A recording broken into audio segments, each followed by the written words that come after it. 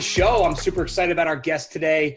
Our guest today, 35 years plus experience in making sure that he's successful in real estate investing, protecting himself, protecting his investors, and really has developed, what I think is a unique approach to doing this. We all have our unique skill sets, but Scott has really carved out a unique approach here, and I want to hear him talk about it. I want to hear him explain it today to our listeners about what he's created for himself and what he's created for his team and as well as his investors. Scott Choppin, welcome to the show today. Thanks for being on. Yeah, Joe, great to be here. Thanks for the invite. Absolutely, man. Tell us a little bit about your background. I mean, we kind of chatted a little bit before the show, talking about, where you've kind of been and a little bit about what, Urban Townhouse is the company, right? Urban Townhouse. So Urban Pacific is the name of our company, and then Urban Townhouse is the name of the product type, the workforce housing, project type that we build. Well, tell us a little bit about both. What does it look like, and what are you guys actually out there building and creating for folks? Sure. So yeah, appreciate that. So Urban Pacific is a real estate development company that I formed 20 years ago. Actually, this year was our 20th year of operations. You mentioned 35 years, family background in the real estate development business. My Uncle Mike and my dad Kerry were both developers in their own right. My Uncle Mike started in the real estate development business in Long Beach, where we're based, in 1960. So have been around it, a good part of my life. Wasn't necessarily going to be the choice of careers that I was going to do when I was like 18 or 19 years old, and, was sort of looking for a career. But ended up, getting into the business professionally, working for a couple of different major real estate development companies, and then segued into, being a real estate developer in our own right, 20 years ago. We've always focused on urban housing. And in fact, the terminology we use is urban infill, meaning it's urban location, and then we're infilling, existing sites, either underutilized or vacant, but they're in an already existing, urban or urbanized suburban fabric. That's always been our gist. And so that sort of informs the style of housing that we do. And then about 4 years ago, we saw an opportunity to take a fresh look at the marketplace. And we've always been a company that focus on innovation and trying to differentiate our housing type from what everybody else is doing. The development industry is notorious for, hey, when a good thing is, able to be built and developed, everybody's going to do that thing. So this cycle, it's, studio and 1-bedroom apartments for, Gen Z and younger millennials, right? Who are moving out of the house or graduating from college and moving to the city for their first job, that kind of thing. And that's a good product, great demographic, in fact, biggest demographic cohort in U.S. history, but also where absolutely every competitor in the United States, the real estate development market and the various cities, that's where they're all competing, right, in new housing for the most part. And so we wanted to go a different direction, have an uncommon offer, something to differentiate. So we created the Urban Townhouse or UTH model. And really the intention of that is to serve middle income families. So if you think a working class, blue collar, middle income family in a high cost urban environment. So it'd be Southern California, Bay Area, Portland, Seattle, Denver, maybe, some of the Midwest markets that are a little bit more expensive, but really where costs of housing are high and incomes are, below that and flat. That's a marketplace that we want to serve. And so we created UTH as a 5-bedroom, 4-bath townhouse rental model. So it looks like a row home, right? You said you're in Jersey, Philly, the old style, row home in Philly and Baltimore, a lot of East Coast cities, except we're doing new construction. But it has, front door porch on one side. On the back side, it has the garage, 2-car garage always. And then it's a 3-story townhouse. So it basically, the way we describe it is it's a product type that's designed and built to rent, but lives like a house, right? So if a family moves in there, all 3 floors are theirs, right? It's walk up, not elevator served. It's got the 2-car garage. It's a brand new unit, laundry room, 5 bedrooms, 4 bathrooms. So we're really trying to appeal to these family groups because that's a deeply underserved part of the marketplace in California. But also, as I was mentioning to you before we started, we're actually seeing an acceleration in roommate, professional working folks who are now being released from locations for their jobs, like they're working virtually, can go wherever they want. And they're starting to now look for the city and particularly the unit type. Hey, I want, 5 bedrooms. And in fact, one group right now in one of our units, that's 3 people in a 5-bedroom unit. 2 of them are using the extra 2 bedrooms as their offices at home. And in fact, they're just, solely dedicated to work at home. Couple other things, all of our units have a ground floor bedroom bathroom. So part of our intention and ethic about the product type serving families is that we would have grandparents or in-laws that would, live with the family, right? And so the ground floor bedroom bathroom serves their, if they have mobility issues, they can, get into the unit, appropriately and still live with the family. So that's a standard part of our product offer. So we're active in Southern California. I think right now we're probably 6 projects that we're active on. And in fact, I'll finish here. We actually had always anticipated that during a recession that our product type would accelerate. When recessions come, families and roommates combine together to share housing and other living costs, right? That's an economic move that people make in recessionary times. And that's been proven and studied, in past recessions, particularly 2008. We saw, several studies that tracked families that recombined into bigger groups to then, share incomes and expenses across the family group. Our unit type serves that family. So we're actually seeing an acceleration in the leasing rates. So we just finished a project in Orange County. We're leased at 5 a month, which was, probably, I can't find anybody who's doing better than that. I've been looking. And then we're $200 to $400 a month over our pro forma in the middle of, what we'd say is the most difficult economic environment that I've ever seen. At least economically now it's worse. 2008 was harder on real estate, at least residential. But we're, seeing really an acceleration, during this difficult period. So we're happy to be serving families and roommates that need it, and also happy to be, having a product type that's getting better. So many questions. All right, you ready? Yeah, sounds good. that was was a lot. That was a great rundown. I so many questions. So you say you're in an urban environment. Are these mostly like infill lots? I mean, these aren't development sites, right? You guys are finding spot lots and you're finding places for these things to fit. Always. Yeah. In fact, even before we did urban townhouse, the product was always urban infill, right? Like we were in a story in 2000 that we go, hey, everybody's building out in the periphery of the city, greenfields, people call it, right? It's brand new site, never been, it's always been fallow fields. Maybe it was farmland, maybe it was orange groves.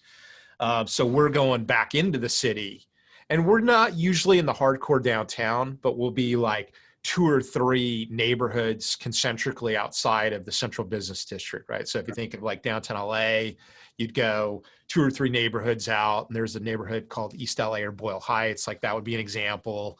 Mm-hmm. And then actually we've really made the most inroads, Joe, in what I call urbanized suburbs. So right now you hear in the media, like people are moving out of the city into suburbs. Like that's a common thing that we're reading about, and that's true.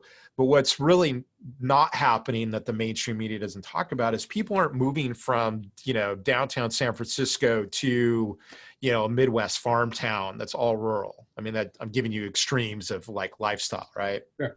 What they're doing is they're moving out of San Francisco and they're moving 3 towns over, right? That's suburbs, right? Like physically the product type and the housing and the environment is suburb, but it's really part of a major urban metro.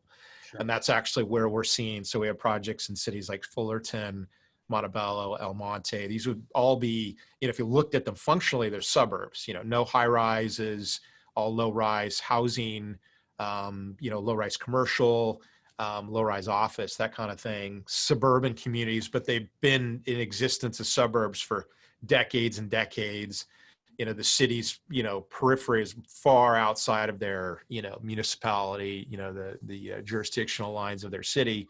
So these are suburbs that are in, major urban metros. So always that's been our thing from day one. But they're still urban for all intents and purposes. They're places where townhouses exist already, and you're finding lots where townhouses have to be built. So, but you only have one model, right? It's that townhouse model, and it's got to fit that criteria, which leads me to say that, how far will you skew or sway away from that design? Like if you found a lot that meets your criteria, will you modify that design, or does it fit that box? Yeah, great question. So in the beginning, we were like hardcore, like we're doing one Yeah, unit type for design and build efficiency, right? Like this is the closest we've ever come to production housing. Like your home builder yep, build, plan A, B, and C, and that's all they build. And if you want to buy one, you got to buy, all colors as long as they're black, right? Like, the old Henry Ford thing. sure. We've modified that a little bit. So we have what we call our regular unit, which is, front door, on one side, garage on the other side. And then we have another model, which I call the sideways unit. If you take that unit, turn it 90 degrees. So instead of being deep and narrow, it's, shallow and wide, right? That kind of thing. And then more recently we have like several projects in the last few months that in this acceleration that I described, we picked up a bunch of sites. And what we're starting to do is we'll do as many 5-bedroom normal UTH units as we can. And then we always have a little fraction of land that's left over that we used to just not utilize, right? Now what we do though is we created a 2-bedroom UTH unit. So still a 3-story, 2-car garage, but now it's a 2-bedroom. So it's narrower, still 3 stories. And we've sort of fit it on that fraction of land.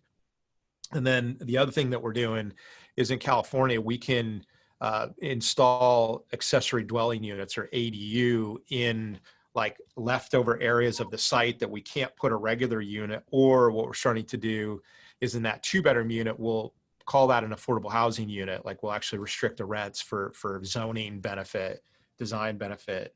And then we'll put the ADU in the garage of that 2-bedroom unit. So the 2-bedroom becomes a true affordable housing unit, right? For a family that's a low income family. And then this garage turns into a studio. And what we're able to do is utilize already basically built and paid for space in the garage and turn that into a studio. And then obviously the studio has a lower rent. We'll, only usually 1 studio or 2 studios max in any size project. So we're doing projects that are anywhere from, 5 to 85 units right now. And the ADU really works really nicely in that, 5 to 30 unit project size, because basically we're able to just, really create an income source of rental income from what would have been a garage, meaning non-producing. Now, obviously that unit, the 2-bedroom gives up the garage, but we always sort of facilitate, that in neighborhoods where we know parking is going to be generally okay, right? If that family has to park on the street, then, Gotcha. we'll try to make sure it's appropriate for them to do that. Gotcha. And, again, for our listeners' sake, the reason I'm asking these questions, and I'm sure you already know this, Scott, but you have to be able to systematize, automate, and make efficiencies here to make this thing monetized, right? I mean, you're Right. building new construction and you're turning it into rental properties, and that's kind of where I'm going with this: is how do we make this thing function so that you're getting a good ROI for yourself and for your investors? Because you want long-term hold, like you want to turn these things into rental properties.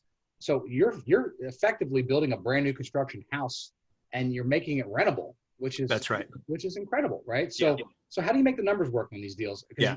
And obviously the land cost, because you're buying a little bit outside of the town or the city center, right, is part of that. But I'll let you go into that.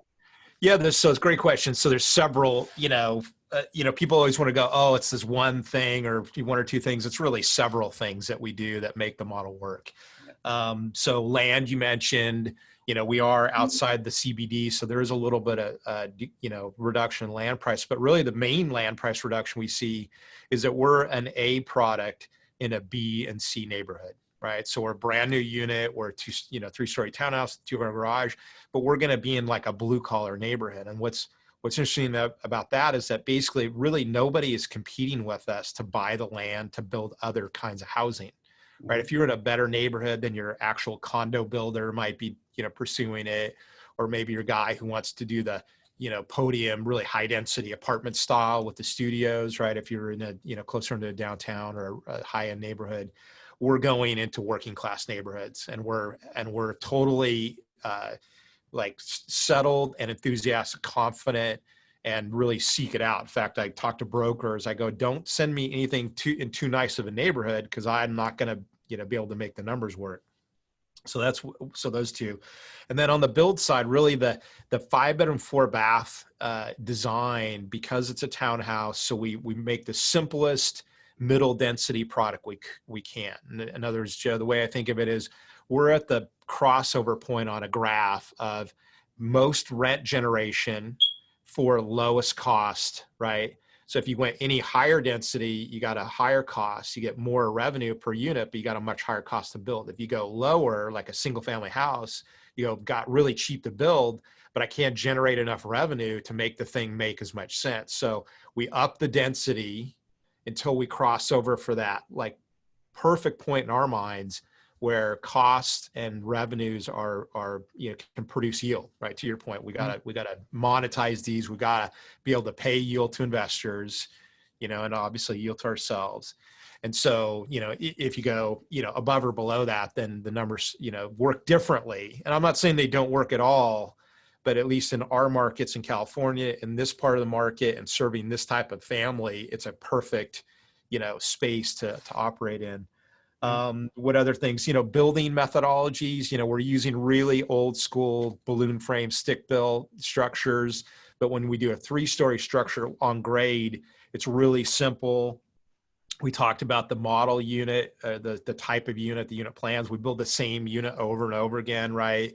Same specs, same appliances, same finishes, same countertops, cabinets, same subs, really as much as we can. So it really is what I call the home builder model, right? So your home builder, when they build houses and, wherever they're building, they're going to try to just repeat the same thing over and over again and just increase efficiency, decrease mistakes, decrease, odd specifications. Oh, we got this appliance in that unit and that other. I'm like, no, man, I want the same appliances at every. In fact, I just had a call with my architect this morning. He had been designing a specific type of metal railing for the balconies. Like we do balconies in all of our units. And he had this really beautiful mesh, steel, look great. Cities love it. And it's awful to build them. Right. And so I go, sorry, architect, I want, plain vanilla, straight up and down, angled iron that you can buy off the rack. And, it's not as sexy, but, we're really trying to tweak out all these little cost centers of all these little things, 1,000, 5,000 choices of specs and materials that add up, and really just always managing those to really keep them as efficient as possible. And, you and I talked about it. We're in California. We're the most highly regulated building code in the United States. I mean, this year we're mandated now, we have to do solar. It used to be, install future, conduit for solar. Now you got to actually do solar. It's crazy. And so, that's an example. And there's 10,000 other choices like that drive up costs. So we really have to spend a lot of time really managing that and working with our subs and working with our designers and just always looking to, strip out any costs. I mean, we still need to build a good product, right? We can't, build, junk because we're going to own it for a long time, but we would, build it well anyways. But, do you make a choice here or there? Is it A or B, and B slightly more cost effective? And yeah, maybe it doesn't look quite as good, but it still looks good. Go, those kind of choices a bunch of times. So they want you like off the grid solar, or you have to have a certain amount of panels per square foot, or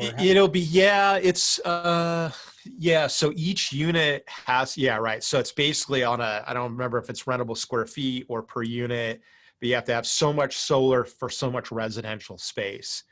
And then, it's up to us whether we, own that solar as a landlord and feed it into our system. And then, then the tenants pay us, or a lot of people are just go, hey, unit A, B, and C each have their own solar installation, ties into their sub panel. It does have to have an inverter. It does grid tie. So we do have to tie it into the electrical system. We're in California. I'm going to just complain. We're like the rolling blackout center of the United States, and we have more solar than anybody. Yeah. And I'm like, I love solar. I'm a fan of that, fan of innovation. But if it's not, creating more effectiveness and either cost or benefit of the use of it, then, we're doing something wrong. So I think you hit the nail on the head. I'm a big fan of innovation and technology. I don't think it's a proven well enough technology yet. I think we're getting there, but it's obvious to me that somebody's pockets are being lined for that to be a requirement. I think it's just, I'm going to, be a typical real estate developer and complain about government, oversight and regulation, but, the technology of storage of energy isn't caught up to the generation of it, right? In fact, by my house in Long Beach where we live, they just, they had an old, gas-fired power plant, right? Like super old, needed to be replaced. Well, they put a battery plant in its place. Yeah. Much lower profile, but it's just a big battery. I mean, Yeah. for lack of a purpose of, describing it. And we need a lot more of that. So I think we'll catch up to it. But in the meantime, we can't handle our own, electrical load, right? I mean, we have these rolling blackouts. It's insane. I don't know what Elon's been sitting on those whole house batteries for years, man. I've been waiting for those to come out. Those seem like amazing technology. Yeah, right. Exactly. And it's interesting because one of the things in California is there was this battle over having battery storage capacity in grid tied solar systems. So you'd go, oh, if I got solar, I should have battery storage because, maybe I use that, maybe the power goes out.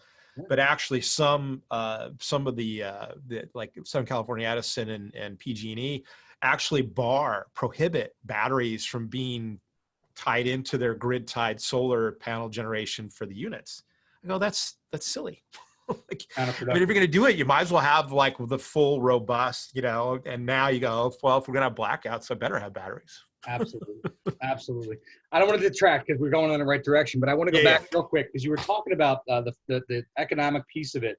And I want to touch on something. You're essentially doing a modified kind of like a BRRR strategy, right? So you're kind of buying, building, refinancing these things out, right? Right. And so one of those kind of tricky scenarios has to be for you because you're building in a, you even said B, C communities, you're building an A-class prop. You ever have appraisal issues or anything like that when you're on the refinance side?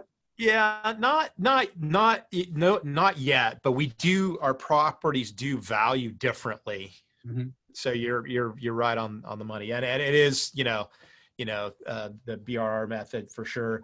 But really, let me start here is in the multifamily business of multifamily development, new construction, that build it, fund a construction loan, rent it up, fund a perm loan, hold it long-term is very typical. In fact, I would probably say that predated the terminology of, sort of the BRR method, right? But it's the same thing. It's just applied in, smaller properties in that. I'm not trying to trip you up, by the way. I was just asking. Oh, no. It's great. I'm just trying to differentiate the way you're describing it with in the just normal real estate development domain, but you're exactly right. So we have to fund a permanent loan when we finish it and hold it. And also the same when we sell it, right? Because the buyer's appraiser is going to value it for their loan. Yep. So whether it's a buyer and their loan or us holding it in our loan, it still goes through the same valuation process, right? For sure. So what we end up doing, typical appraisal, we're not appraised any differently. We're still an income producing, residential property with renters and operating expenses and NOI and all that kind of stuff. But because our units are so big, what we end up doing is we generate very high whole dollar rents.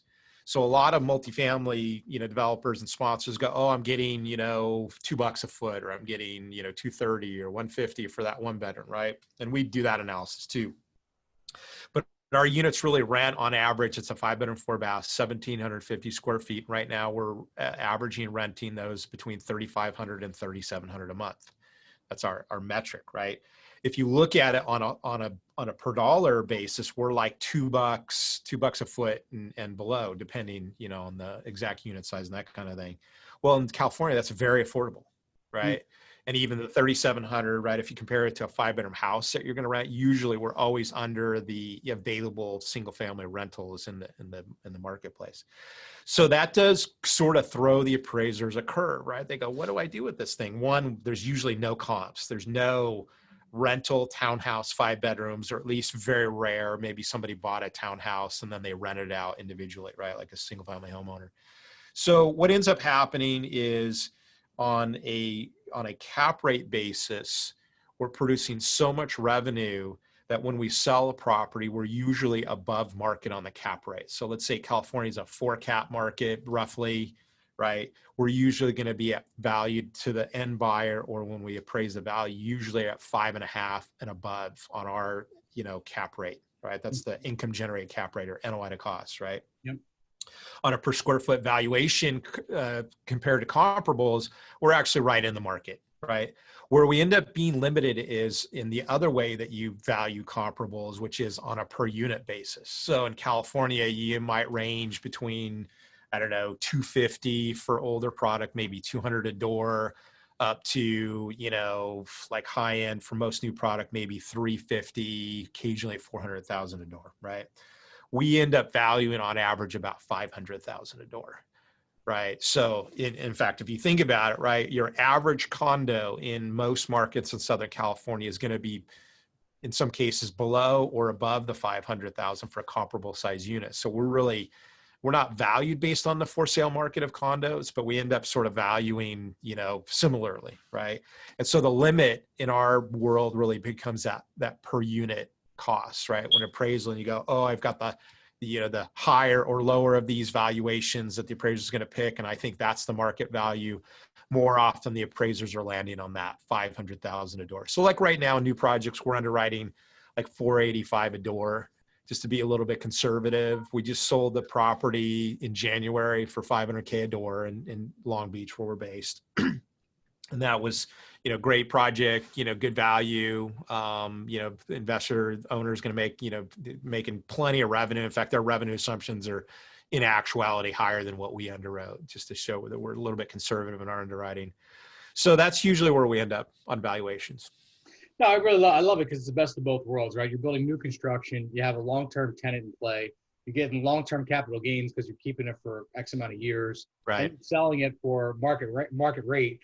So, you're kind of blending like all the best benefits of real estate investing. Yeah. And we didn't start out with all those, but as we started to work on this product type of 5-bedroom, 4-bath townhouses, more and more benefits kept showing up. We got big families. Those are very stable, long-term renters, multiple earners, right? And, if you got a family of 6, you're usually going to have 2, 3, 4 wagers in the household.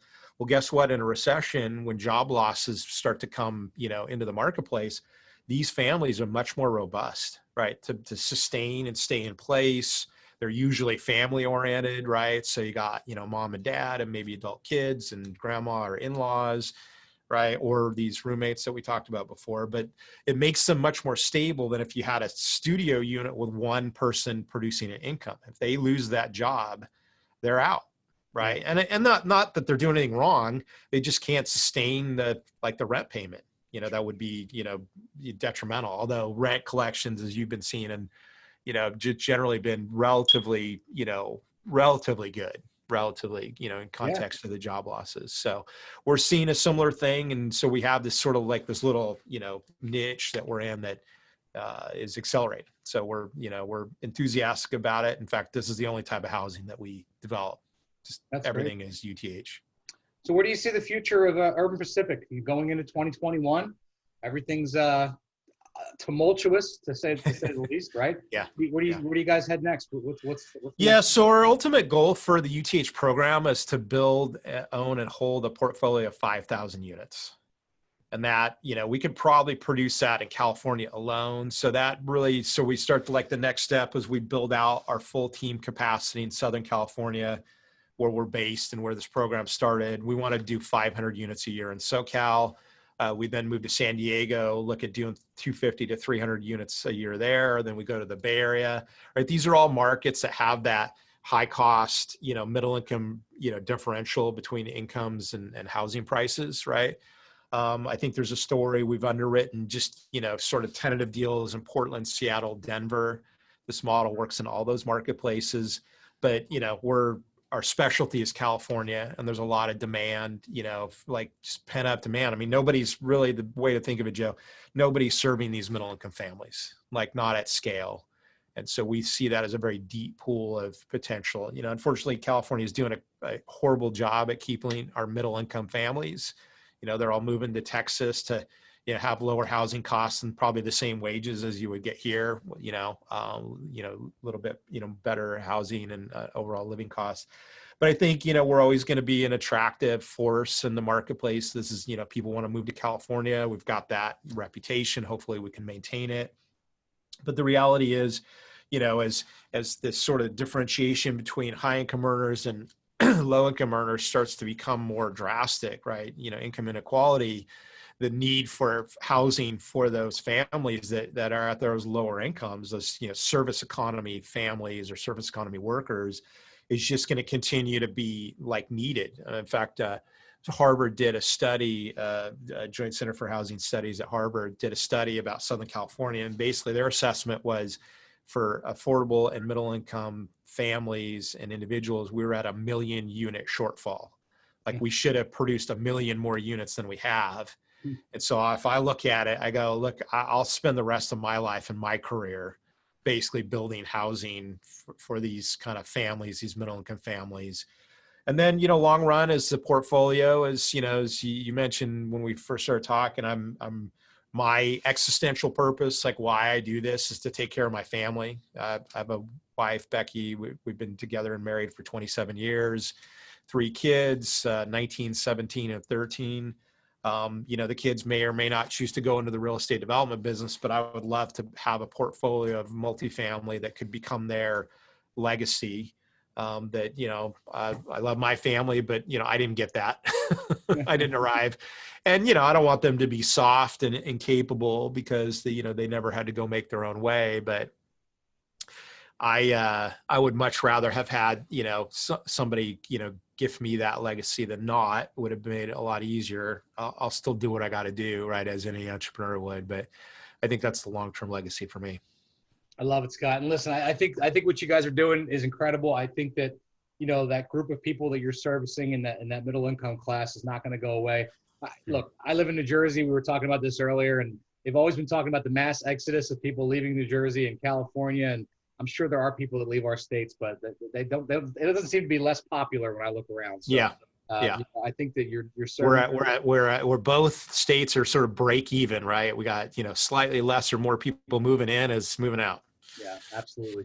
So I appreciate it, man. That was an excellent interview. Any questions I forgot to ask you? And I know you have some places that we can send our guests that there's some great education and some sites you want to give them the I appreciate that. I would encourage people to go to our website, www.urbanpacific.com. Take a look at a couple things. We just actually put up our project investments page. So you go in the menu and just see investments, and you can look at deals that we're actively raising capital on. In fact, those are all, you know, as I stated before, those are all UTH deals, all in California. Go to our investor education section, tons of videos, articles, you know, investing in multifamily generally, investing in new construction. Like if you're an investor and want to learn about that, you could go to this place and learn. And then I would just offer for anybody who's in your listener pool, if they want to email me, Choppin, CHOPPIN @urbanpacific.com. Email me and I'll put you in touch with our team. We'll give away our free ebook, How to Thrive and Survive a Recession, which I think is an appropriate subject matter given where we're at today. But if anybody wants to email me, we'd be happy to, you know, share that ebook with you guys. Fantastic. As always, guys, if you're a regular listener, thanks for being on the show. Please, if you found value in today's show, just share it with some other people. Get them to come on board. If you're new and you just started listening today, make sure you leave us a 5-star review. We pick a 5-star review winner each and every week, and we send you cool, free swag and all kinds of good stuff. Scott Choppin, thanks for being on the show today, man. Awesome show. I appreciate it. Lots of value. I'm sure a lot of people are going to get some good takeaways from today. So thanks, Joe. Great to be with you.